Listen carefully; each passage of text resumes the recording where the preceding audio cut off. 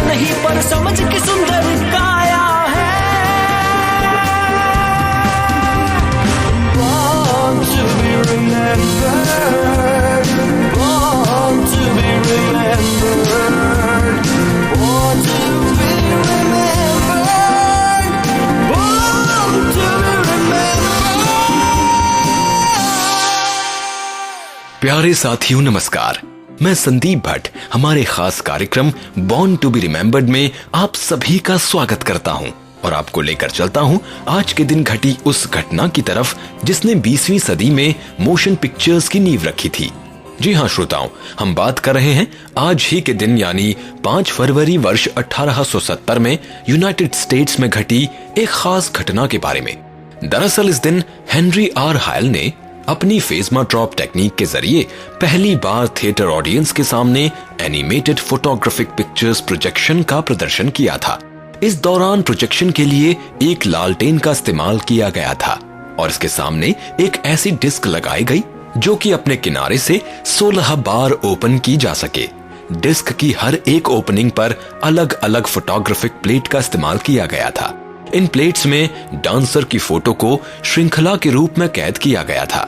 ये पिक्चर्स कुछ समय बाद फिर से अपनी पोजीशन को प्ले कर रही थी क्योंकि उस दौरान उन्हें बदल पाना संभव नहीं था। ये पहला motion picture projection 9th annual entertainment of young man's society कार्यक्रम के मौके पर किया गया था।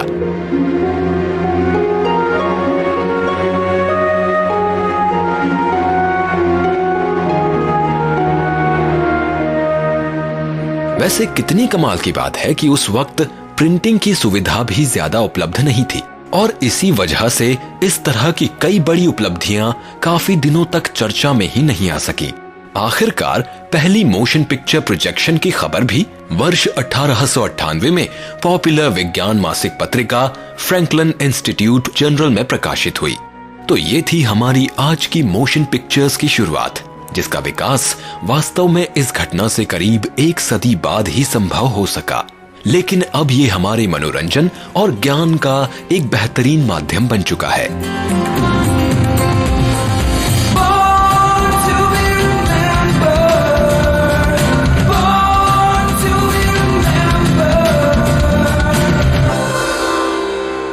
वैसे आज ये यकीन करना काफी मुश्किल है कि करीब 1 सदी पहले तक लोग अपनी साइकिल में लकड़ी या फिर कभी कभी स्टील के पहियों का इस्तेमाल किया करते थे।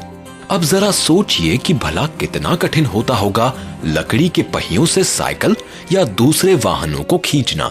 बस यही देखकर कुछ लोगों ने इस दिशा में काम करना शुरू कर दिया और वो कभी न भुलाए जा सकने वाले इतिहास का हिस्सा बन गए। हम बात कर रहे हैं 19वीं व 20वीं सदी के ऐसे ही जाने माने आविष्कारक जॉन बॉयड डनलोप की, जिन्होंने लकड़ी के पहियों की जगह रबर से बने न्यूमेटिक टायर्स का आविष्कार किया। ये ऐसे रबर टायर होते हैं जिनमें दाब के साथ हवा को भरा जाता है और इन्हीं से आज हमारा यातायात इतना सुगम हो सका है। वैसे रबर को उपयोगी बनाने वाले चार्ल्स गुडियर के बारे में तो हम जानते ही हैं। बस जॉन डनलोप ने इन्हीं के रबर को थोड़ा सा परिवर्तित करते हुए अपने आविष्कार को अंजाम दिया। पता है श्रोताओं, इतिहास में आपके नाम से ज्यादा आपका काम मायने रखता है और इसीलिए कोई भी काम छोटा नहीं होता। बस जरूरत होती है उसे आम लोगों से थोड़ा सा अलग करने की।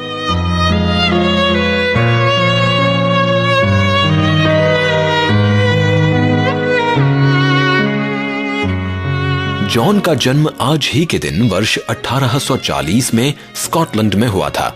इन्होंने अपनी पढ़ाई पूरी की एक पशु शल्य चिकित्सक बनने की दिशा में और फिर डिग्री हासिल करने के बाद अपने घर से ही 10 साल तक इस प्रोफेशन में काम भी किया। वर्ष 1867 में जॉन आयरलैंड आ गए और यहाँ अपने भाई के साथ मिलकर डाउन वेटरिनरी क्लिनिक की शुरुआत की।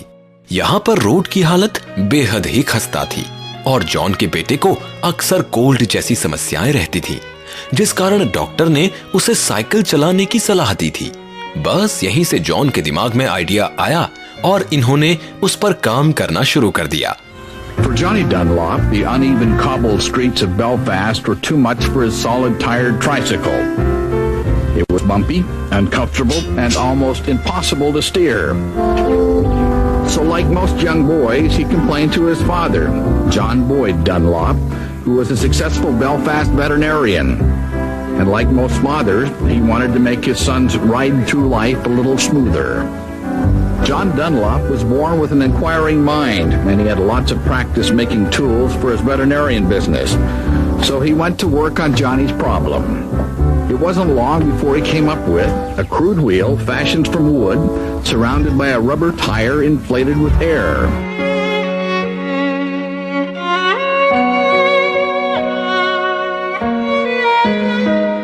वर्ष 1887 में जब इन्होंने अपने बेटे को 3 पहियों वाली साइकिल चलाते हुए देखा तो इन्हें एहसास हुआ कि लकड़ी के पहिए साइकिल के लिए सही नहीं है और फिर इन्होंने घर पर ही लकड़ी की जगह पहली बार न्यूमेटिक टायर का इस्तेमाल किया।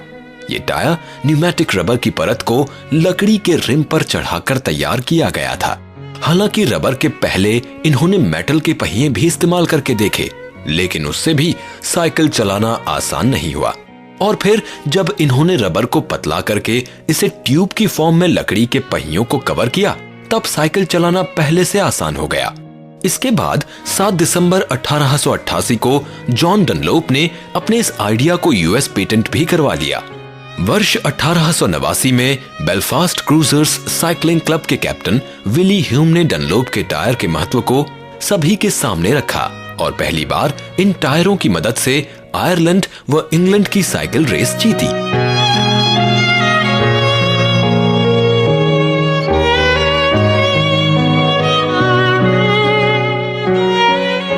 वैसे विली ही वो पहले शख्स थे जिन्होंने न्यूमेटिक टायर वाली बाइसिकल खरीदी थी और फिर जॉन ने ही उन्हें इस साइकिल को रेस में इस्तेमाल करने की सलाह दी थी।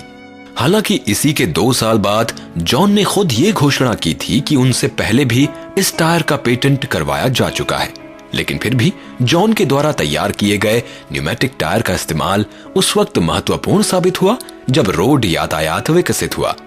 वर्ष 1890 से इन टायरों का निर्माण औद्योगिक स्तर पर किया जाने लगा।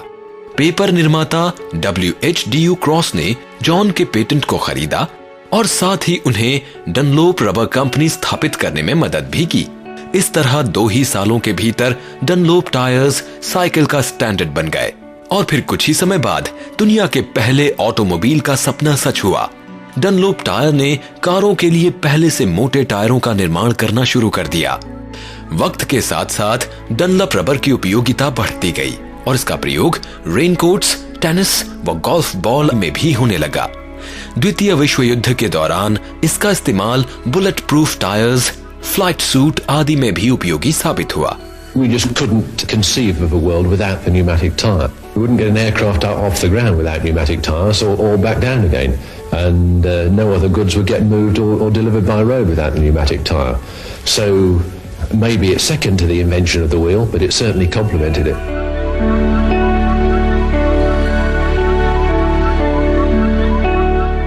वर्ष 2006 में डनलोप को उनके इस योगदान के लिए US inventors hall of fame से भी नवाजा गया था। आज सड़कों पर तेजी से दौड़ती गाड़ियां जॉन के आविष्कार का ही नतीजा है और हम भी उन्हें इस योगदान के लिए धन्यवाद देते हैं।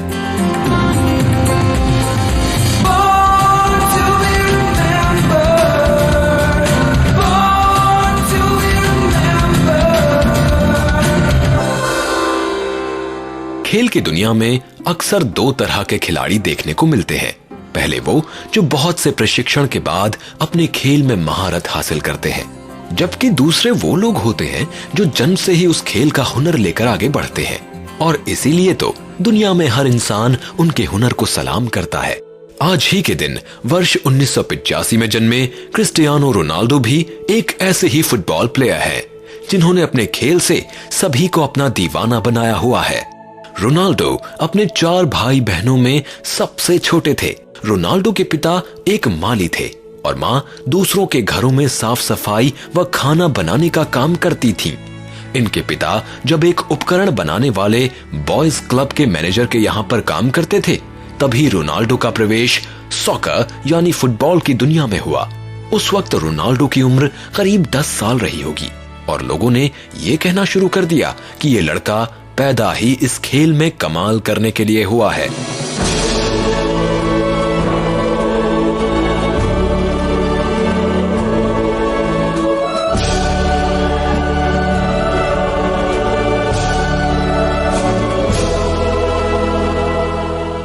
रोनाल्डो के गॉडफादर कहे जाने वाले फर्नाओ साउसा ने ब्रिटिश रिपोर्टर्स को बताया कि जिस वक्त इसे खाना खाना होता है या फिर होमवर्क पूरा करना होता है, उस समय भी इसका ध्यान सिर्फ और सिर्फ फुटबॉल पर ही होता है। वर्ष 2001 में रोनाल्डो ने मैनचेस्टर यूनाइटेड के खिलाड़ियों को अपने खेल से सोचने पर मजबूर कर दिया कि बॉल पर किसी की पकड़ इतनी मजबूत कैसे हो सकती है। बस फिर क्या था, यहीं से उनकी किस्मत ने भी करवट लेना शुरू कर दिया और मैनचेस्टर यूनाइटेड के मैनेजर ने 16 साल के इस नौजवान को अपनी टीम में साइन कर लिया।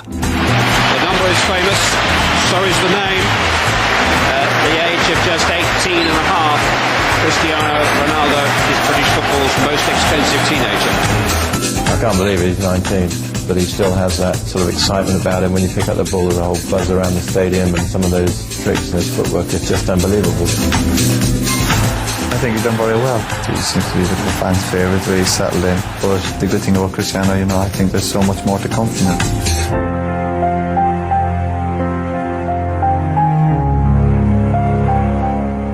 वर्ष 2004 में FA कप फाइनल मुकाबले में रोनाल्डो ने 3 गोल्स करके टीम के प्रति अपना वादा पूरा किया और चैंपियनशिप जीतने में मदद की। वर्ष 2008 में जब रोनाल्डो ने क्लब के साथ 31 मिलियन पाउंड का करार साइन किया, तब भी उन्होंने अपनी पोजीशन से सभी का दिल जीत लिया। क्लब की तरफ से उस सीजन में सबसे ज्यादा 42 गोल करके यूनाइटेड फ्रेंचाइजी टॉप पर पहुंच गई और रोनाल्डो ने खुद को FIFA world of the year honour का सम्मान दिलाने में कामयाबी हासिल की। कुल मिलाकर रोनाल्डो ने मैनचेस्टर यूनाइटेड को 3 प्रीमियर लीग टाइटल्स दिलवाए थे। वर्ष 2007 में अल्कोहल की वजह से पिता की मृत्यु और मां को ब्रेस्ट कैंसर से जूझते देख रोनाल्डो कुछ समय के लिए खेल से थोड़ा कटने लगे। धीरे धीरे मैनचेस्टर यूनाइटेड टीम के लिए रोनाल्डो की कमिटमेंट भी खास असर दिखा पाने में सफल नहीं हो रही थी, जिसका मतलब साफ था कि रोनाल्डो अब किसी दूसरे क्लब के साथ जुड़ना चाहते हैं। इसके बाद रोनाल्डो जैसे खिलाड़ी के लिए खुद Spanish soccer team real Madrid ने यूनाइटेड को उनका करार बदलने के लिए 131 मिलियन पाउंड अदा किए थे। It's my first time. It was my first time, so I was so happy because it's my best moment here in Madrid, the most important trophy. In terms of individual, it was great for me to score the goal that I scored, to beat my own record, to do it 100 points in a Spanish league, which is the record too. It's phenomenal. For me, this is the most difficult league in the world, and to compete with Barcelona, as everyone knows, is very complicated, and we beat them 9 points ahead, so it was amazing.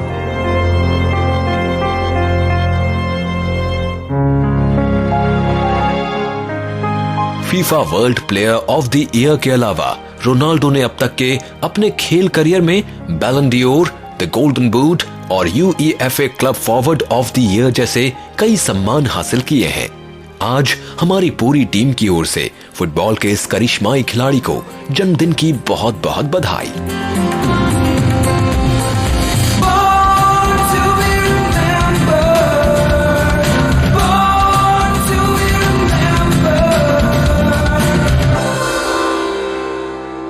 और अब बात करते हैं विज्ञान के क्षेत्र से।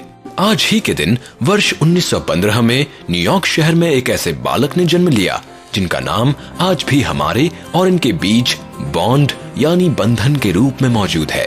पदार्थों की रासायनिक संरचना में प्रयोग होने वाले हाइड्रोजन बॉन्ड की खोज करके इन्होंने रसायन विज्ञान में बहुत से नए शोध कार्यों को जन्म दिया। जी हाँ दोस्तों, हम बात कर रहे हैं स्टैनफोर्ड विश्वविद्यालय में बतौर प्रोफेसर ऑफ फिजिक्स कार्य करने वाले रॉबर्ट हॉफस्टैडर की। वर्ष 1935 से 1938 तक इन्होंने प्रिंसटन यूनिवर्सिटी से अपना ग्रेजुएशन पूरा किया और फिर कार्बनिक पदार्थों के इंफ्रारेड स्पेक्ट्रा विषय पर अपनी पीएचडी पूरी की। इसके तहत हॉफस्टैडर ने कार्बनिक पदार्थों के निर्माण में इस्तेमाल होने वाले हाइड्रोजन बॉन्ड की खोज की। ये पोलर यानी ध्रुवीय अणुओं के बीच मौजूद मजबूत वैद्युत चुंबकीय बल होता है, जिसमें हाइड्रोजन परमाणु किसी बेहद ही इलेक्ट्रोनेगेटिव तत्व जैसे फ्लोरीन, ऑक्सीजन व नाइट्रोजन आदि से जुड़ा होता है। उनकी इस खोज से ही क्रिस्टल संरचना का पता लगाने में मदद मिली और बहुत सी रासायनिक संरचनाओं का पता चल सका। रॉबर्ट हॉफस्टैडर ने खुद भी विलिमाइट क्रिस्टल्स की फोटो कंडक्टिविटी पर स्टडी करना शुरू कर दिया था। वर्ष 1939 में यूनिवर्सिटी ऑफ पेंसिल्वेनिया ने हॉफस्टैडर को हैरिसन फेलोशिप से नवाजा, जिसकी मदद से इन्होंने न्यूक्लियर रिसर्च के लिए एक विशाल वैन डी ग्राफ मशीन का निर्माण किया।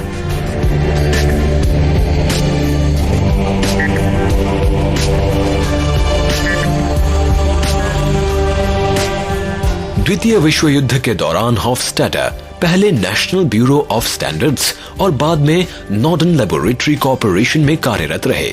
हॉफस्टैडर किसी इंडस्ट्री में नौकरी नहीं करना चाहते थे, क्योंकि वो अपने शोध कार्यों को आगे बढ़ाना चाहते थे। इसीलिए युद्ध के समाप्त होते ही इन्होंने प्रिंसटन यूनिवर्सिटी में बतौर सहायक प्रोफेसर काम करना शुरू कर दिया। यहाँ इन्होंने कॉम्पटन प्रभाव के अंतर्गत क्रिस्टल कंडक्शन काउंटर्स व सिंटिलेशन पर शोध करना आरंभ किया। वर्ष 1948 में उन्होंने खोजा कि सोडियम आयोडाइड थैलियम के साथ क्रिया करके बेहतर सिंटिलेशन काउंटर्स तैयार कर सकता है। इसके बाद वर्ष 1950 में इन्होंने J.A. मैक्लिंटायर के साथ मिलकर ये पता लगाया कि सिंटिलेशन काउंटर्स वाले पदार्थ की मदद से ऊर्जा को मापने के लिए बेहतर उपकरण तैयार किए जा सकते हैं, खास तौर पर गामा रे उत्सर्जन के दौरान निकलने वाली ऊर्जा को ज्ञात करने के लिए। इस तरह वर्ष 1953 के बाद इलेक्ट्रॉन स्कैटरिंग मेजरमेंट ही हॉफस्टैडर का मुख्य कार्य बन गया और फिर अपने विद्यार्थियों के साथ मिलकर इन्होंने परमाणु नाभिक में आवेश वितरण यानी चार्ज डिस्ट्रीब्यूशन का पता लगाया, जिससे प्रोटॉन और न्यूट्रॉन के आवेश व मैग्नेटिक मूवमेंट डिस्ट्रीब्यूशन को ज्ञात करने में मदद मिल सकी।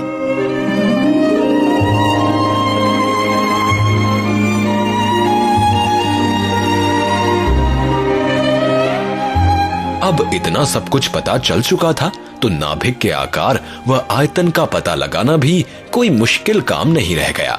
इसीलिए वर्ष 1957 के बाद से हॉफस्टैडर ने न्यूक्लियॉन फॉर्म फैक्टर यानी प्रोटॉन व न्यूट्रॉन के बनने पर अपना अध्ययन लगातार जारी रखा।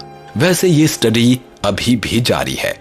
परमाणु संरचना के क्षेत्र में हॉफस्टैडर के महत्वपूर्ण योगदान के कारण ही वर्ष 1958 में यूएस नेशनल साइंस एकेडमी ने इनका चुनाव किया और वर्ष 1959 में इन्हें California scientist of the year चुना गया। इस दौरान हॉफस्टैडर ने अपना 1 साल जेनेवा स्थित सर्न प्रयोगशाला में भी बिताया। ये वही प्रयोगशाला है जहां पर दुनिया के महाप्रयोग यानी ब्रह्मांड की उत्पत्ति का पता लगाने पर शोध जारी है।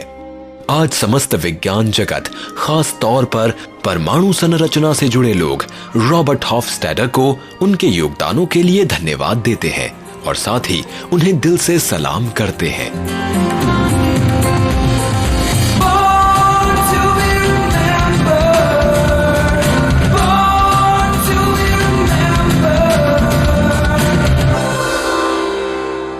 हमारे देश में समय समय पर ऐसे कवियों ने जन्म लिया है जिनसे न सिर्फ हिंदी साहित्य समृद्ध हुआ बल्कि उन्होंने युवाओं को इस ओर आकर्षित करने के प्रयास भी किए हैं। बात अगर हिंदी कवियों की करें तो इस फहरिस्त में बहुत से ऐसे नाम नजर आते हैं जिन्हें देश के श्रेष्ठ कवियों में शुमार किया जाता है। आज ही के दिन वर्ष 1916 में बिहार के मैगरा गांव में जन्मे जानकी बल्लभ शास्त्री ऐसे ही गिने चुने कवियों में से एक हैं जिन्हें हिंदी कविता पाठकों ने हमेशा पसंद किया है। उत्तर प्रदेश सरकार ने इन्हें साहित्य के प्रतिष्ठित पुरस्कार भारत भारती से पुरस्कृत किया था। बल्लभ शास्त्री जी का काव्य संसार बेहद ही व्यापक और विविधतापूर्ण है। हालांकि इन्होंने अपनी शुरुआत बतौर संस्कृत कवि के रूप में की थी, लेकिन जब से ये महाकवि निराला के सानिध्य में आए, हिंदी कविता की ओर बढ़ते चले गए। छोटी उम्र में माँ बाप का साया जानकी जी के सिर से उठ गया और फिर आर्थिक परेशानियों के चलते इन्हें जगह जगह नौकरी भी करनी पड़ी। अपने ज्ञान के बल पर इन्होंने शास्त्री की उपाधि प्राप्त कर ली और फिर काशी हिंदू विश्वविद्यालय से संस्कृत में अपनी शिक्षा दीक्षा पूरी की। संस्कृत के अलावा जानकी जी ने अंग्रेजी और बांग्ला भाषाओं का भी अच्छा ज्ञान प्राप्त किया था। जो कुछ पढ़ाई लिखाई मेरी हुई जब बनारस में, मेरे सामने संस्कृत और हिंदी विषय था। तो हिंदी में हमारे रामचंद्र शुक्ल, श्याम सुंदर झा, इस लोग वहाँ प्रोफेसर थे, और संस्कृत में तब पूछना क्या, सबसे बड़े बड़े बनारस के होते ही। वही इन्वायरमेंट मुझे बचपन में मिला, जिनके दर्शन भी लोगों को नहीं होते हैं, उनके साथ मुझे रहने बोलने का मौका मिला, मजाक करने का मौका मिला। इस कारण 18 बरस का होते होते मैं आचार्य हो गया था।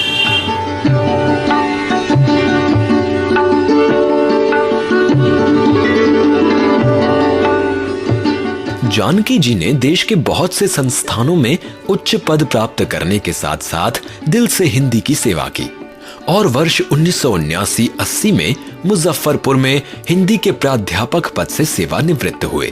जानकी जी ने 16-17 वर्ष की आयु से ही लिखना प्रारंभ कर दिया था। इन्होंने अपर्णा व लीला कमल जैसे कथा संग्रह, चिंताधारा व साहित्य दर्शन जैसे समीक्षात्मक ग्रंथ, अवंतिका व मेघ गीत जैसे गीति काव्य और वर्ष 1971 में राधा जैसे महाकाव्य की रचना की थी। वर्ष 1971 में व्यक्तिगत पत्रों के स्वतंत्र संकलन में शास्त्री जी द्वारा संपादित निराला के पत्र काफी उल्लेखनीय माने जाते हैं। जानकी बल्लभ शास्त्री जी का पहला गीत किसने बांसुरी बजाई काफी लोकप्रिय हुआ था।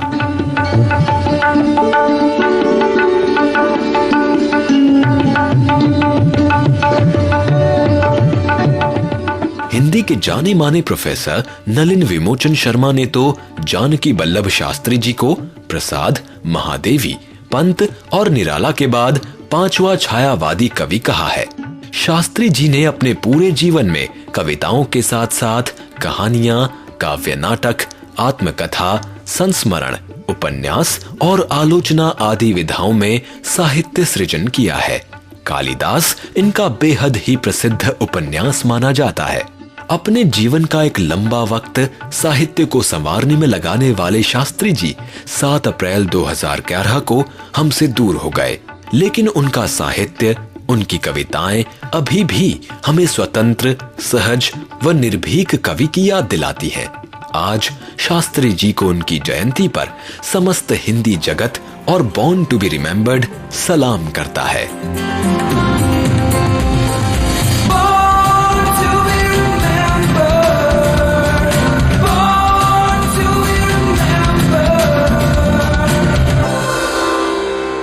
अब मुझे यानी कि संदीप भट्ट को दीजिए अनुमति आज के एपिसोड को यहीं पर समाप्त करने की, लेकिन कल यानी 6 फरवरी को फिर से लौटेंगे इसी समय इसी वक्त कुछ और नई पर्सनैलिटीज के साथ। तब तक के लिए अलविदा, नमस्कार। मैं बनना चाहूँ जैसा पर शायद सपनों में, मैं उड़ना चाहूँ जैसा पर शायद सपनों में।